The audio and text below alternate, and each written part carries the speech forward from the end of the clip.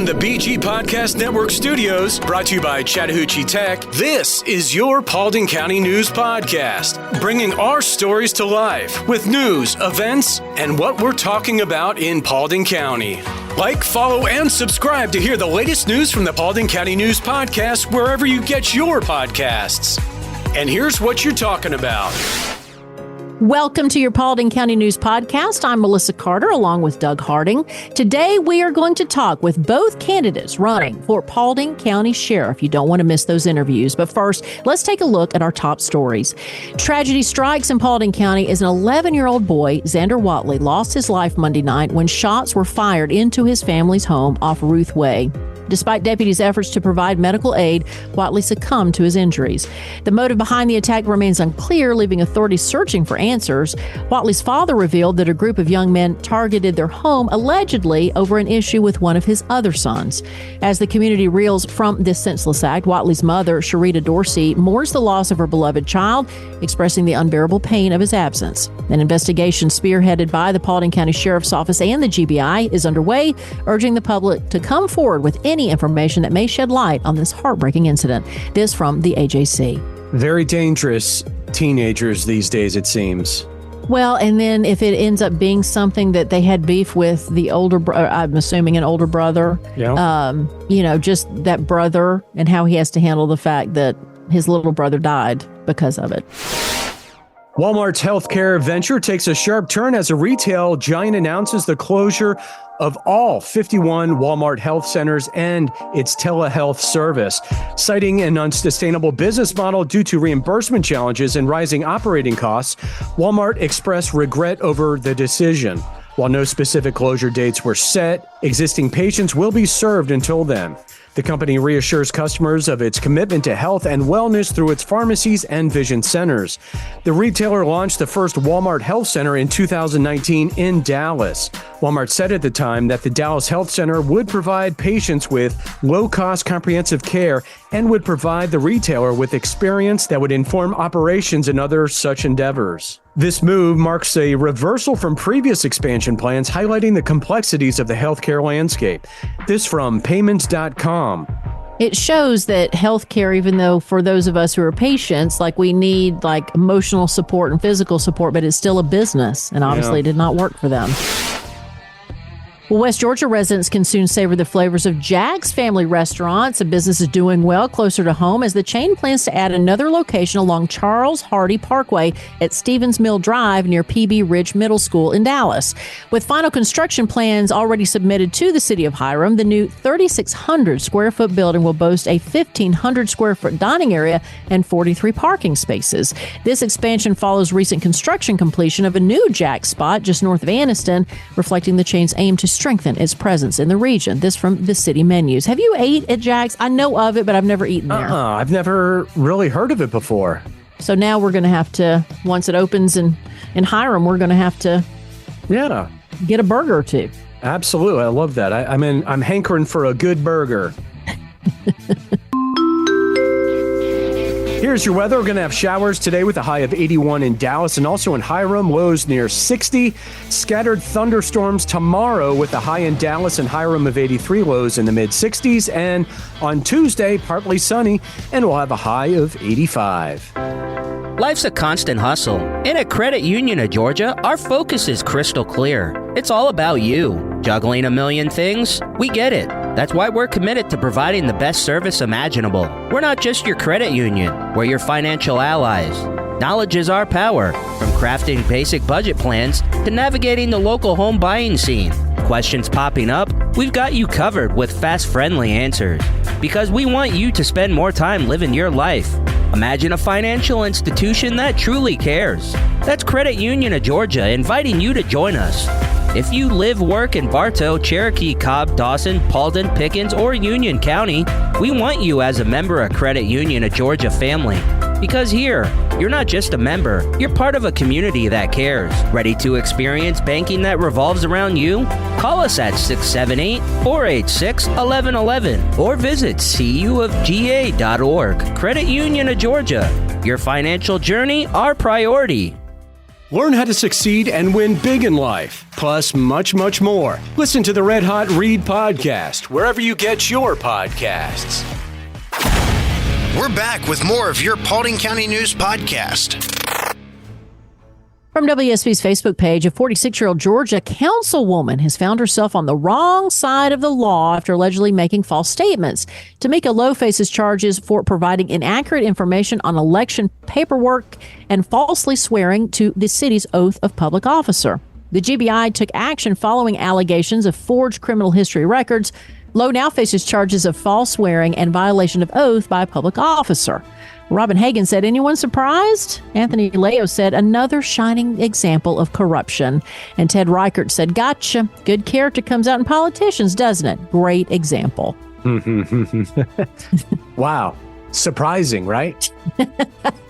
I mean, politicians need to understand why people are a little weary of what you say. Yeah.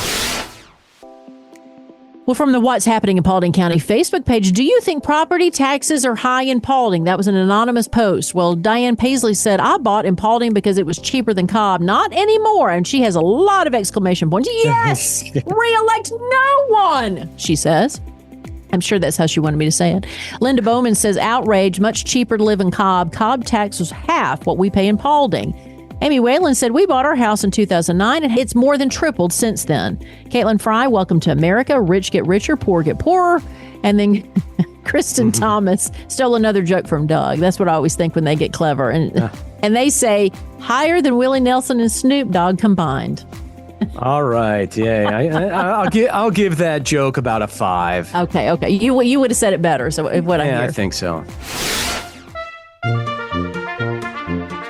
Your weird story, heartwarming weird story of the day comes from Wales, where Marilyn Birch has been reunited with her engagement ring an incredible 54 years after it went missing. That's how old I am. Lost while she was feeding hay to cattle on a family farm in 1970. The ring seemed lost forever despite her occasional searches. However, then this is a term I haven't heard. A guy has a metal detector, but it's called detectorist. So if you have a metal detector, you're a detectorist, apparently. Keith Phillips, that's what he calls himself. He's been exploring the farm's land for various treasures. He wasn't looking for this one. He was just going across the farm with his metal detector, then had a stroke of luck. He unearthed the ring buried 8 inches down in a field. Marilyn, understandably, was speechless and emotional upon its discovery, and of course has not taken it off since. This from Sky News. Yeah, she learned her lesson 54 years ago. That's right. Don't feed cattle? Don't feed the cattle. There's your lesson. What's happening in Paulding County? We've got you covered. All right, here's some stuff to get you out of the house this afternoon. Starting at 3 o'clock, East Paulding High School's performance of Seussical, the musical. I just recently saw that here in Cobb County. It was really kind of a neat little show. It was my son just did a Seussical, the musical, in 3rd grade. That's a great show. Oh, well, Paulding County's got the high school performance of it. So May 12th through the 26th, Kids Summer Food Drive at the American Legion Auxiliary Unit 111. May 21st, starting at 4 o'clock, Mother versus Son Nerf Battle at New Hope Ballpark in Dallas. And July 4th, beginning at 6 o'clock, Guardians of the Jukebox in downtown Dallas. Well, we should also note that May 21st is the primaries, right? And that's why we're doing our political conversations, including the one coming up with both candidates for Paulding County Sheriff. It's a very important interview. Don't forget to like, follow, and subscribe to the Paulding County News Podcast wherever you get your podcasts. All of our feature interview pieces here on the Paulding County News Podcast are presented by Credit Union of Georgia. Let's meet some of the interesting people in our neighborhood.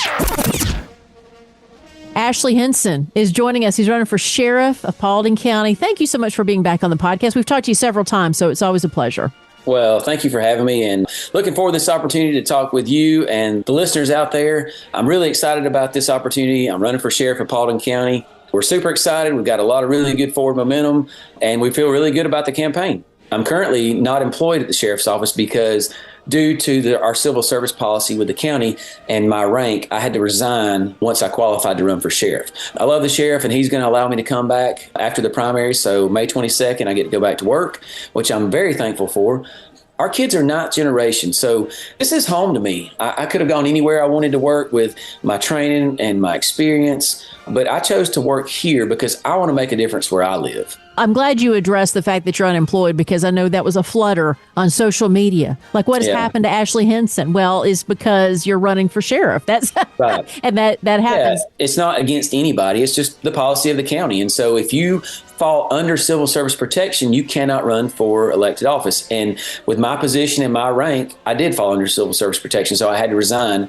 And I'm very fortunate that the sheriff's allowing me to come back after the election. Well, let's talk a little bit about you being sheriff. If you get this job, then what changes, if any, would you make with Paulding County? Because Paulding County is one of the fastest growing counties in the state, will continue to be that way. And so I'm sure the job of sheriff is going to be even that much more important.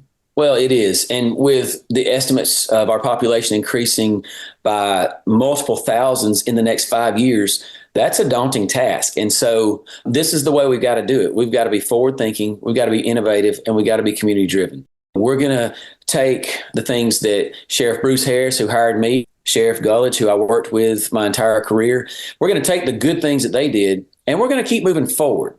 How do you become forward-thinking, innovative, and those things? How do you do those things? Well, the first thing you got to do is you got to open your ears, and you've got to listen. Not only do you have to listen to your community, but you have to listen to your employees. And I think that's one of the things that we need to work on and we need to do a better job of.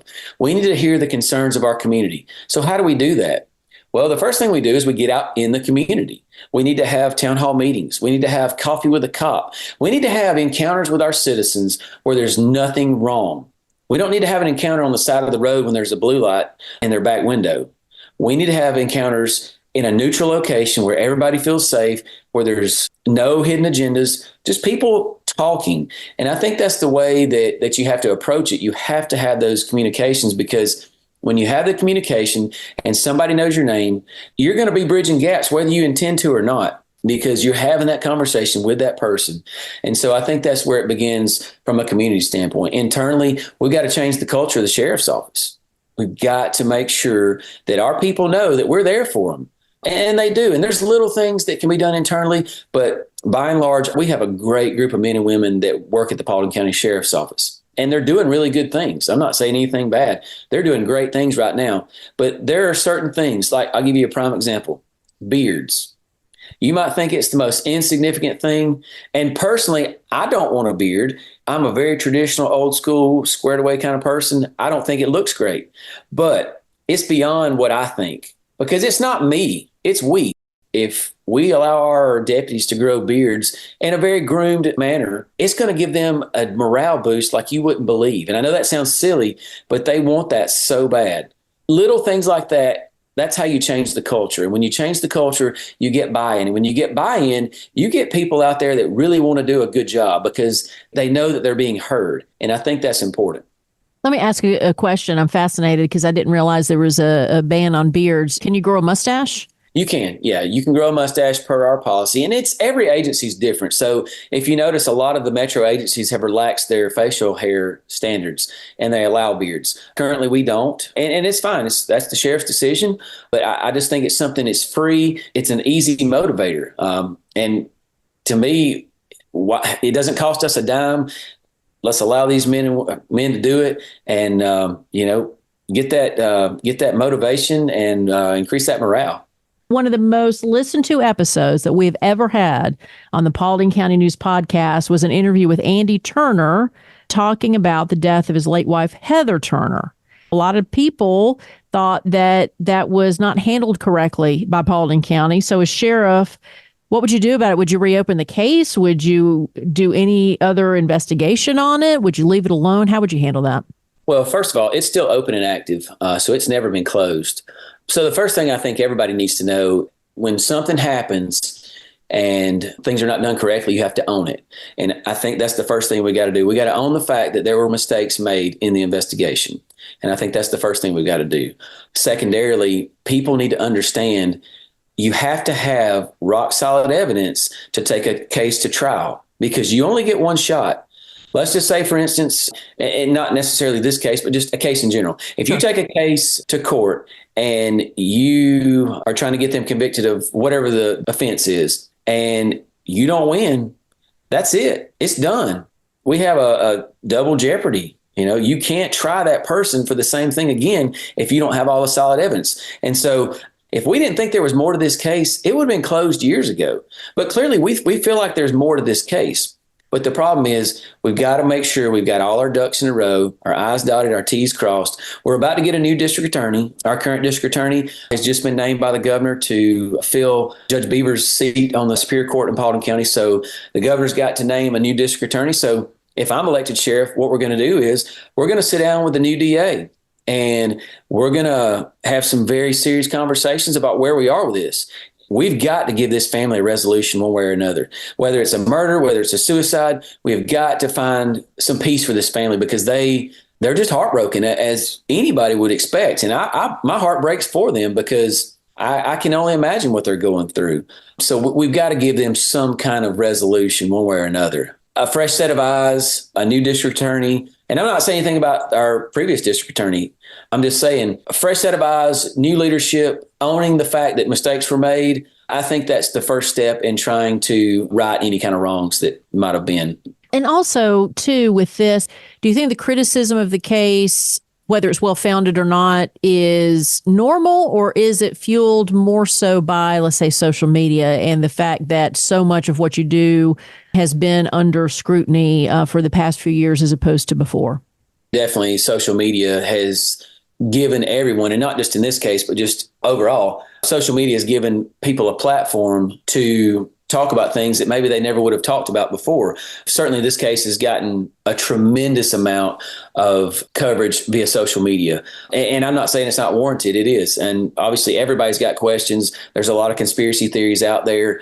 I don't have any doubt in my mind that although we may have made mistakes, there's not any improprieties in this case, in my opinion, that I'm aware of. I don't know of anybody because, there's accusations of some of our people doing things wrong or lying or this or that. I don't think that's the case at all. I think you've got a set of facts and circumstances.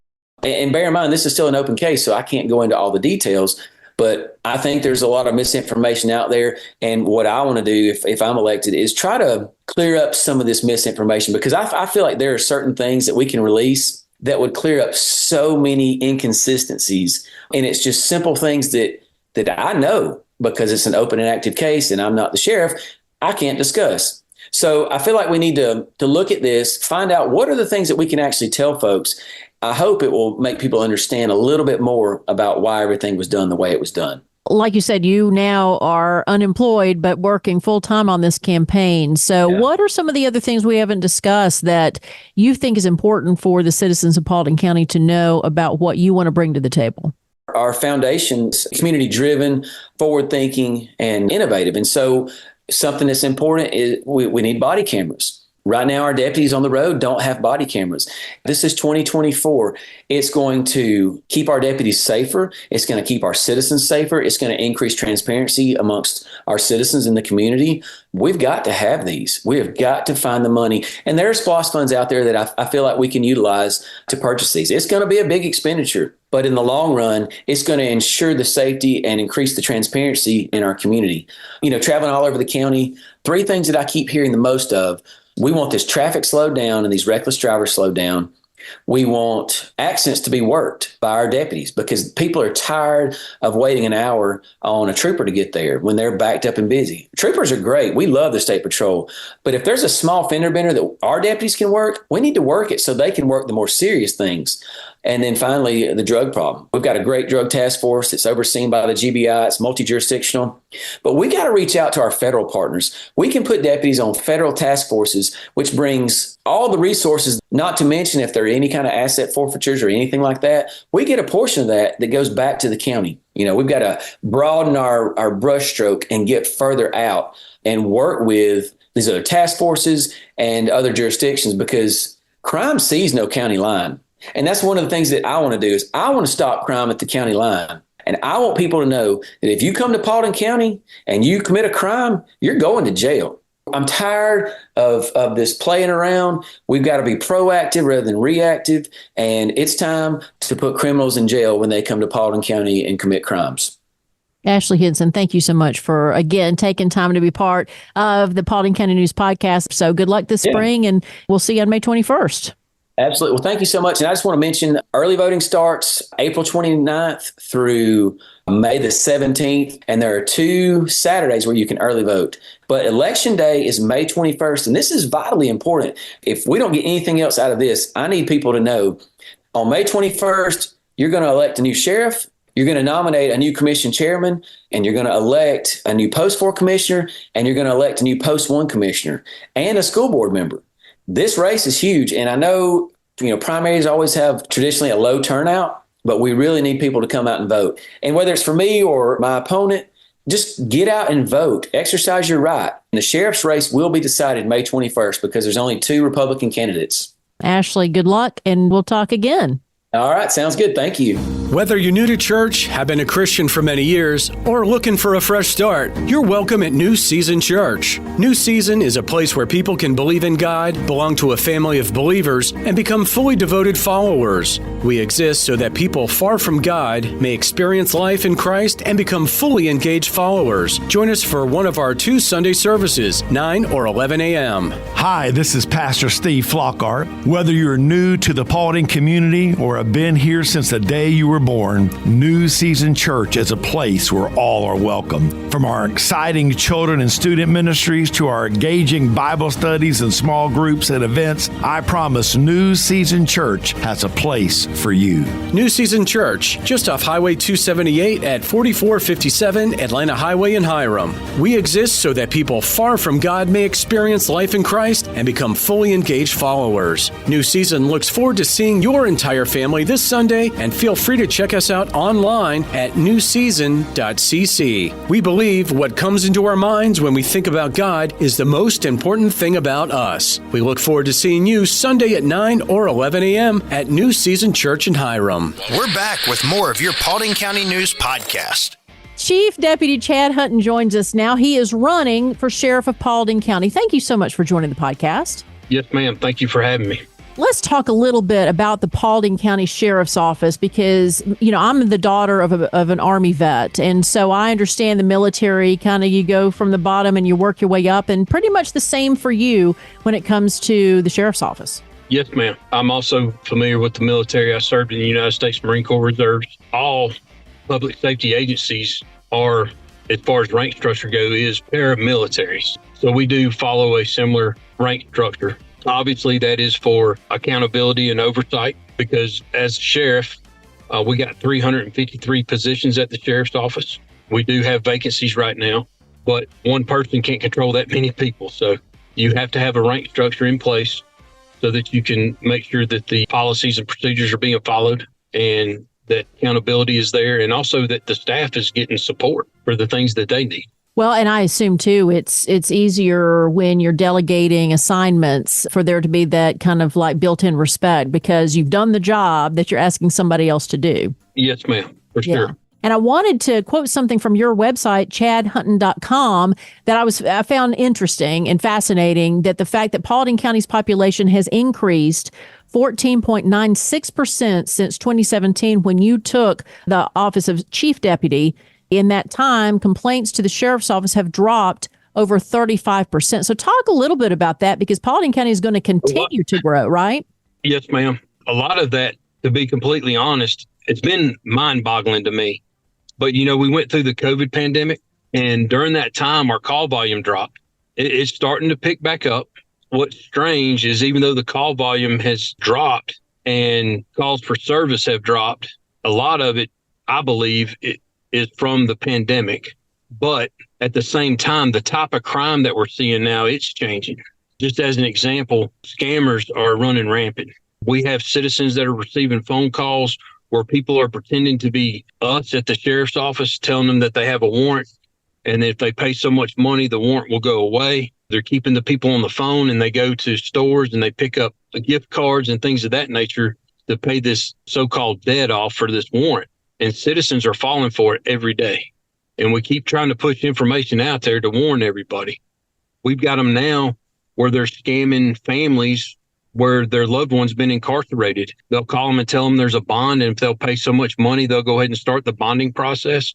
Unfortunately, people are falling for these scammers. So we're seeing a lot of financial crime increase in that aspect as far as the scamming. And then also going along with the type of crime along with the scammers is really it's armed robbery. They'll post things like on Marketplace and things like that they have an item for sale, like a video game system or something. They'll meet them at a designated point, and they'll hand the person that's buying the item basically an empty box. When they're like, this box is empty, then the next thing you know, they're looking at a firearm and they're taking their money. Well, Chad, who gave me permission to call him Chad, right, and not Chief Deputy Yes, up ma'am. there. Yes, So ma'am. Chad, I don't want to seem like I'm being disrespectful. But No, ma'am. Chad, here on the Paulding County News Podcast, we have told that story several times about how the sheriff's office is warning people they're not going to Yes. call you and have you buy off some kind of bill that you have with the sheriff's office, and to not fall for that. But it is fascinating how much power that these scammers seem to have on people. Yes, ma'am. I did want to bring up an older case, though. One of the most listened to podcasts that we have ever had on the Paulding County News Podcast was an interview with Andy Turner regarding the death of his wife, Heather Turner. And many citizens at the time believed the case was handled wrong by Paulding County. So as sheriff, will you reopen the case or put any new emphasis or investigation on that one? Yes, ma'am. The case is still open. It's not closed. We're still looking into different aspects of the case. Mhm. Obviously, I can't go into detail because it is an open case. We're constantly reviewing this case, looking for fine details and things of that nature. I spoke at a forum. I told the people there, the thing about this case is if there is a crime, we get one opportunity, one chance, because once it goes before the grand jury, we don't get a true bill, we're done. And you can't try somebody twice either. We're trying to make sure that we dot our I's, cross our T's, and make a good decision concerning Heather's death. Now, we do have other cases that are open. Law enforcement is shorthanded. We've taken a bad rap for several years for things that have happened. And just like any profession, people are going to make mistakes. People are going to mess up. And we got to hold them accountable when that happens. But it has put a black eye in our profession. And people are not willing to sign up and come work with us because they're afraid of being prosecuted and going to prison. We got to have people that are willing to stand in the gate, just like myself and all these other men and women out here. It's not about just locking people up. It's about doing the right thing. It makes it tough. But one of the ideas that I have is I want to bring in retired homicide investigators and people that have the credentials and have the experiences so that they can go back through these cases that we have and help us. Because what happens right now with our investigators now, they're running on the hot cases, the hot leads, so that they can continue to try to build those cases. And what happens with your older cases is they get pushed back until something pops up again. So by bringing these people in that have this knowledge, they have this experience, I believe they could help us because we can just let them concentrate on those cases and review those cases for us and help us either close them or develop more leads. We're using technology now to help us out a lot. That's very expensive. So we've been fortunate. We've got some grants and things of that nature to help us as well. We'll get a conclusion on this case for the family and everybody that's interested in it. What I don't like is people accusing us of covering things up. We're doing things to protect people and stuff like that. And ma'am, I'm here to tell you, I would not be the chief deputy of this agency if something like that was going on. My moral compass would not allow me to do so. And I know for a fact, Sheriff Gary Gullidge would never do anything like that. And it's a disgrace when people are bashing him and us like that, because none of that is the truth. And that is not the case here. Do you find that with the surgence of social media, here in the past decade or so, that makes your job harder? Because you mentioned earlier how some people are afraid to come to this profession because of the feedback that they may get. I believe so. I think it's affected us. There's a lot of good out there that goes on in the media, social media, all the media outlets out there, but there's also a lot of bad. What's sad is, unfortunately, we can't talk about the finite details of these cases because you can't let stuff like that out because it will ruin a case potentially. And you'll never have closure if that happens. One of the things I think we can do to help build that trust and that legitimacy, I believe we need to be more transparent about some things. Again, we can't divulge details, but letting the community know, hey, this is what's going on. And this is what we're doing internally, externally. Even though you can't give the details, I think we can do a better job of letting the community know what's going on within the sheriff's office, inside the walls and outside the walls. And that's one of the things as sheriff I want to embrace and I want to try to do, is try to keep the public informed of what's going on. One, you had mentioned there's openings at the Paulding County Sheriff's Office. So how would people find out about those? And then lastly, anything that we didn't cover that you'd like to talk about when it comes to your run for sheriff? Yes, we do have vacancies. We're on an uptick right now. In the last 3 weeks, we've sworn in multiple people to join our family at the sheriff's office. So that's been a blessing. We're willing to talk to anybody that can meet our qualifications to be an employee with us. And you have to have, in my opinion, to do this line of work, you've got to have a servant's heart. This is a calling. This isn't just a 9-to-5 job. I'm on call 24/7. I've been on call 24/7 almost my entire career. And you have to be dedicated to this. Your family suffer from it. Personally, you suffer from it. That's one of the things that we've been concentrating on here is the mental health of our staff. We started a peer support program back in 2014 when we started everything.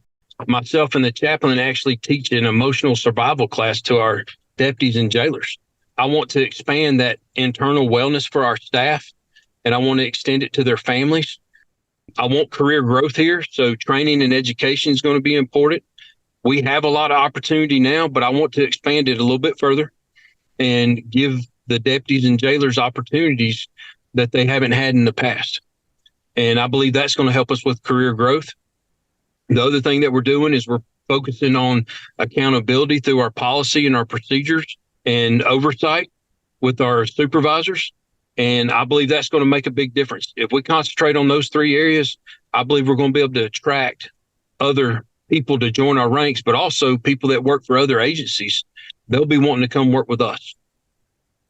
I was jail administrator from 2010 to 2014. And that 4.5 years that I was jail administrator, to me, that is the highest liability for a sheriff. You are responsible for human life 24/7. And one of the things that resonated with me while I was jail administrator, and I really got heavily involved in, is with our rehabilitation for addiction recovery. And that's still going on today. When people want help, we get them help. We have pulled resources in within our community, also outside the community, so that we can get them the assistance that they need. We were one of the first jails in the state of Georgia. We started a mental health program inside our jail and trying to stabilize defendants so that we can get them under a sober mind so they can make good, healthy decisions. So when they have these opportunities to use these resources, we can help them. And we've been doing that. We're going to continue to do those things as the sheriff, because it's so important. There's so much more to being a sheriff than just locking people up. We're part of this community. We need to provide services to the community. And I'm going to get the deputies involved to be a part of all these different community organizations that we have. We got a lot of community organizations out here that can provide services and help people. It's so important for us to be involved in that. And I think that's also going to help with crime reduction and the legitimacy of the sheriff's office for this community. And those are going to be some of our key points. If I'm elected and I take office January 1, we're going to hit the ground running because we've already got stuff going. The other thing I wanted to point out, there's been a lot of talk about us not having body cameras, but we do have body cameras. We just don't have them for everybody yet. We're still working on that. I've got body cameras in the jail already, and we got body cameras on our school resource deputies. And we're trying to expand that program, and we're continuing to work. I'm trying to find grant funding to help us. There's talk about us using SPLOST funds for those. And we use SPLOST funds for equipment, our vehicles primarily. But right now, the county, we are putting in a brand new radio system that has been needed for many, many years for us. And it's not just for the sheriff's office, it's for all public safety in Paulding County. And this new system is going to allow us to be able to talk to our surrounding counties and be able to communicate, which is a huge issue for us right now. Our priority right now is to get this radio system up and going and getting it running It is a very expensive project, and we're having to use SPLOST funds to help fund it to try to keep from increasing any taxes in the county. And so that's why I'm trying to use grant money to get these other small projects to help us. And we're going to continue to do that. Chad Hunton, thank you so much. Good luck in the election, and thank you for taking the time to talk to us on the podcast. I really appreciate your time, and I appreciate you letting me talk. A new, exciting podcast about dads for dads, legacy makers, a conversation for dads. Download now wherever you get your podcasts. From the Paulding Sports Chronicle, we're going to do some baseball tournament action here. East Paulding ends their season, sadly, after losing to Pope 2-1. North Paulding defeated Parkview to advance, playing North Gwinnett, and that happens tomorrow. As summer approaches, several counties across Georgia, including Paulding, are implementing the annual open burn ban effective until September 30th. The ban, which has been in place since 2005, covers 54 counties, primarily in the north and central regions, aiming to reduce the risk of wildfires. Again, this is including Paulding. Citizens and businesses are prohibited from burning yard and land clearing debris, in addition to the year-round state ban on burning household garbage. Failure to comply with the ban may lead to fines. This from Atlanta News First. And we will have final thoughts after this. Thanks for listening to today's Paulding County News Podcast. Follow and subscribe to hear the latest news from the Paulding County News Podcast wherever you get your podcasts. For you, about you, and from you. Get involved in the conversation at 404-997-8655 or info@bgadgroup.com. Did you know over 50% of Americans listen to podcasts weekly? Make sure you join us for our next episode, and be sure to share this podcast on social media with your friends and family. Add us to your Alexa Flash Briefing or your Google Home Briefing, and be sure to like, follow, and subscribe wherever you get your podcasts. This podcast is a production of BG Ad Group. All rights reserved. This podcast aggregate content from other sources for informational purposes and is in no way trying to infringe on the copyrights or businesses of any other entities. All content posted up on the site is used under the Fair Use Copyright Law 107. All audio, media, and articles are copyrighted to the original owners. All audio in this podcast are embedded from YouTube.com and are owned by their respective copyright owners. No audio information are copyrighted or stored on our servers. The court ruled that linking or embedding copyrighted videos is not copyright infringement, even if the source video was uploaded without permission. However, we will gladly remove any audio clip upon valid request from respective copyright owners. Any owners also have the option to disable embedding his YouTube videos on other websites. News and press articles are owned by the respective copyright owners. Where possible, the appropriate accreditation or source of the article is given on the same page. The audio-video files on the site are for listening purposes only. Downloading of these files to one's computer is strictly prohibited. They are owned by the respective copyright owners. If it is in the organization's belief that the usage or specific content used on our site containing copyrighted knowledge conflicts with authorized use and or does not comply with fair use as described in the context, contact us through our contact page and we will remove the offending content immediately. Thanks for listening to the Paulding County News Podcast.